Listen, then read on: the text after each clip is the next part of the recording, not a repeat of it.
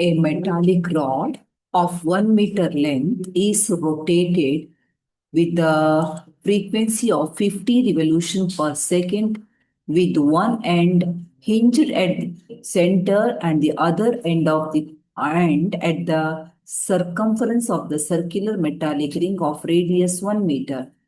About an axis passing through the center perpendicular to the plane of the ring. A constant and uniform magnetic field of 1 Tesla parallel to the axis is present everywhere. What is the EMF between the center and metallic ring? Okay. Length of the rod is given, radius is given, frequency 50 revolution per second, applied magnetic field is 1 Tesla.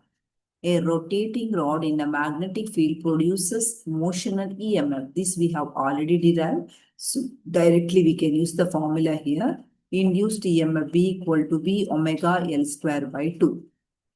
What is omega here? Angular velocity 2 pi F, that becomes 100 pi.